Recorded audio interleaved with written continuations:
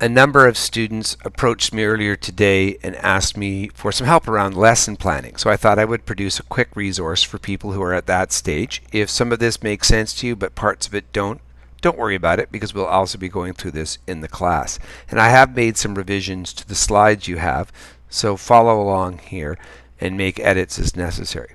Let's begin by talking about what a lesson plan is. All a lesson plan is a tool that is used by teachers so that they make sure they stay on track and get where they need to get in their teaching. It's too easy to get distracted or run out of time or run out of resources, and teachers are expected to achieve certain results. So a lesson plan helps them to do that. There is no standardized format for lesson plans, and a quick search of the internet will show you all kinds of online templates and forms, videos on YouTube that are people with their preferred format. There are a couple of examples in your supplementary package, but by no means are you expected to use only those formats. Some people like to write their lesson plan out much like a recipe, and others like to fill in a grid. And even when they do that, the grids and the recipe cards can look quite different. So we'll talk about what are considered essential elements as well as some of the optional elements as we go through this brief video.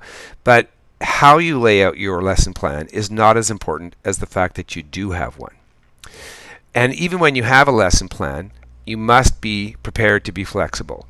As a golden rule, everything that you try, not everything you try will be successful. And good teachers realize when something's not working and they drop it. Sometimes they drop it entirely and go in a different direction.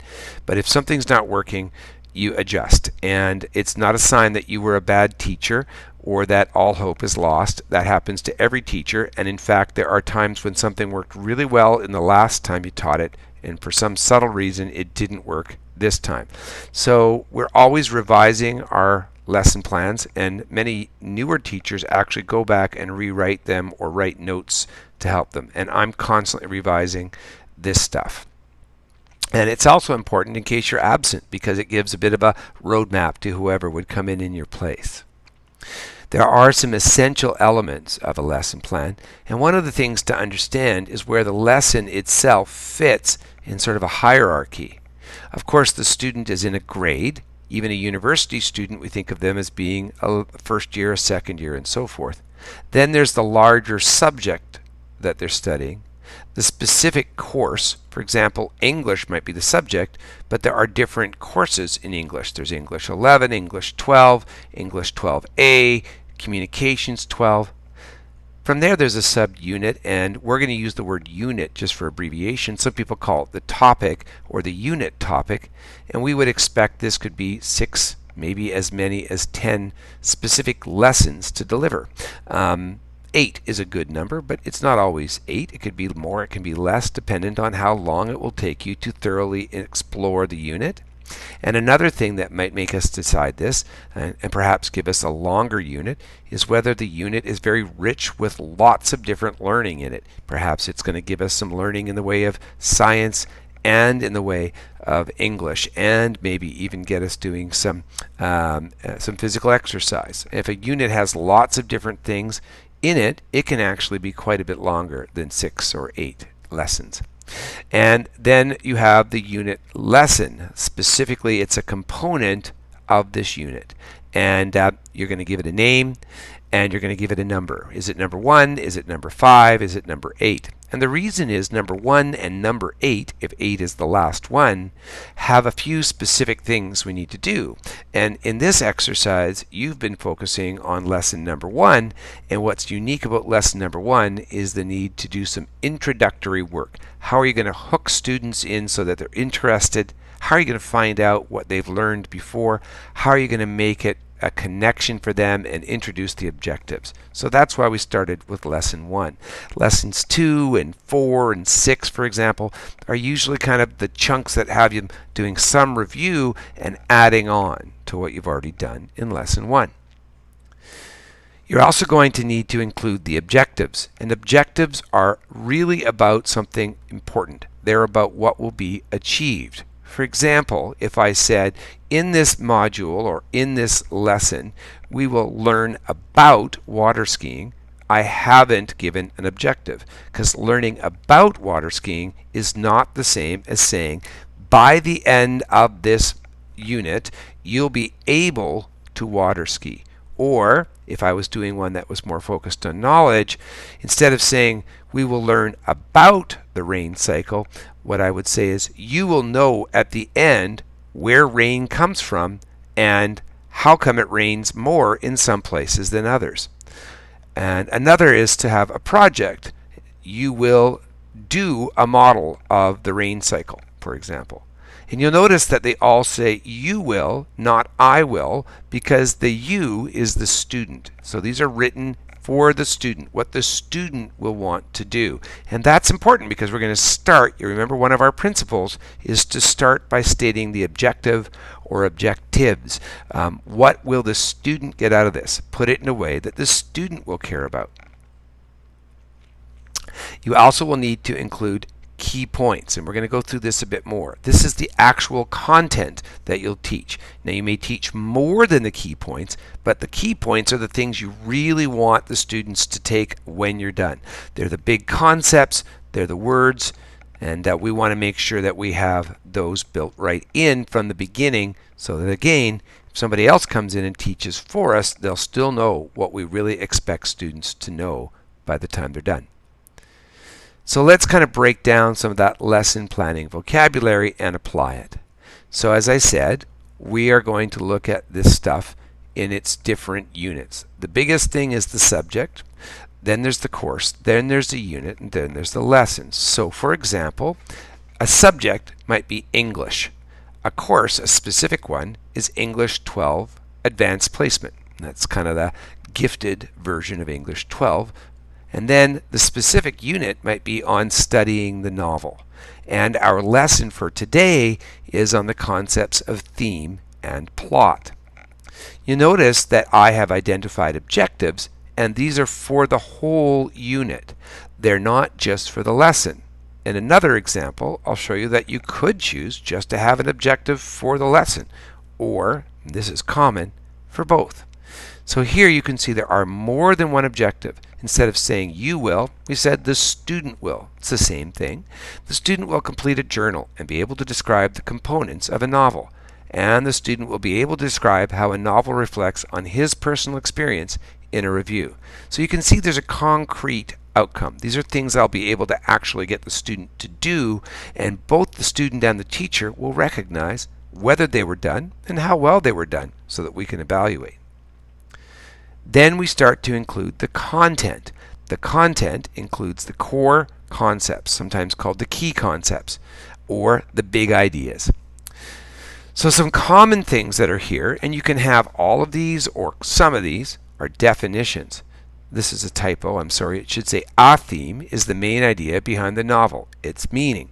So we want students to walk away knowing that. And the reason we've written it that way is so that again, a substitute teacher will remember what we or know what we want them to communicate, or we will be using the same language on day 1 and day 3 and day 5. We also want to identify other key ideas. These aren't definitions, but they're big ideas, such as the idea that plots and themes are both important, but they're different. And we might have other words that we want students to be able to explain or spell or both. Genre, motif, and symbol might come up in this lesson. Here's a different example. Again, we start with our basic structure: subject, course, unit, and lesson. In this case, the subject is called cooking. We're in a specific course called cake decoration. Not very likely to be a course offered in a high school, but it doesn't matter. Then the unit is all about traditional cakes, and the basic elements is what we're studying today. What's our objective? Well, here we've identified that the objective, there's one only, and it's for the actual lesson.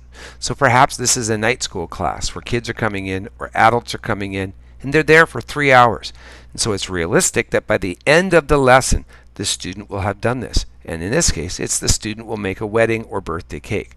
So they know, and we can communicate, this is what it will look like when we're done. In terms of the content, once again, these are the same kinds of things we had before. And this is not a complete list, by the way. I would add more definitions, perhaps more concepts or vocabulary, but not a lot more. I would, for example, want them to be able to define one of the substances used to decorate a cake, fondant. I'd want them to understand traditional cakes often use layers and toppers as a concept. And I might have other vocabulary, such as the idea that some cake decorations are edible and some are inedible. Buttercream might be another substance we want them to understand the components of.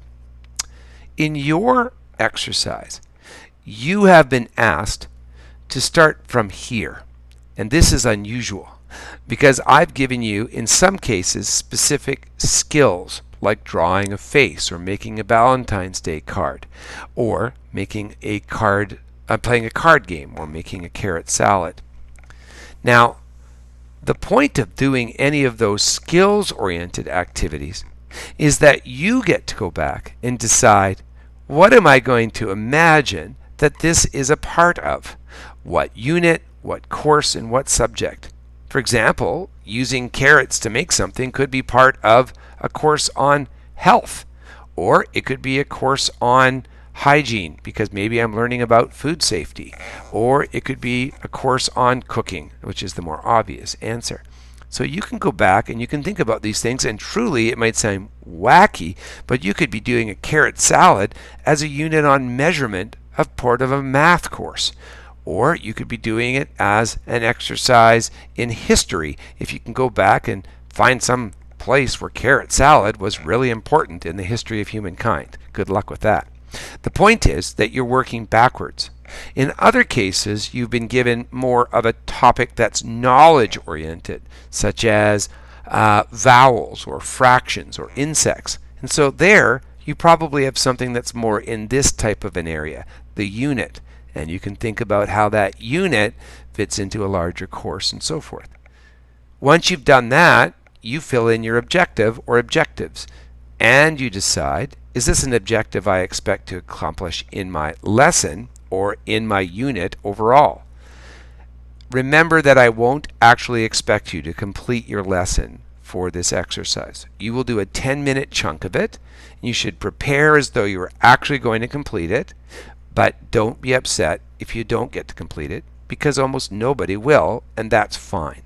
An actual lesson will probably take 30 to 45 minutes, and it might be comprised of parts, such as having the students listen for a few minutes to explanations or watching a video, and then actually doing it, and then reporting back.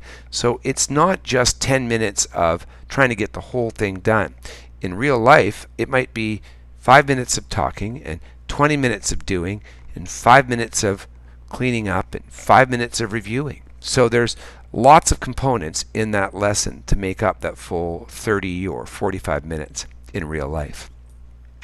Again, you'll need to decide what are the big ideas that you want. And it's important that you talk about these big ideas before you start getting into the how you're going to teach. This is one of the things that students sometimes struggle with. I can't tell you what mode of transportation is best to take unless I know where I want to go. It doesn't make any sense to start driving my car if I'm trying to get to Japan. I'm not going to get very far. So it's the same here. We need to think about where we want our students to be in terms of their objectives and in terms of the big ideas that they'll understand. Later on, once we've done that, we'll think about the best ways to teach it to them, the best tools to use, and even the best way to assess them later on.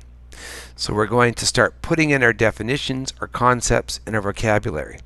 Now, one of the reasons that people are so fond of different styles of lesson planning is that some people really prefer to start with this key concept stuff, and other people like to start with the objective stuff. Do it whatever order makes sense for you. And don't be afraid to say, well, if I do this, then I think I'm going to adjust that. This process is evolutionary. It's normal for that to happen. So once you've got that, you can start your other next steps, thinking about how we will teach. The teaching methods can include basic things like giving a reading or doing a lecture, or more exotic things like demonstrating or using your anchor points, singing a song. Maybe you're going to watch a video, have a guest speaker, have students do a little bit of problem solving and see how close they get, have a laboratory experiment, or go on a field trip.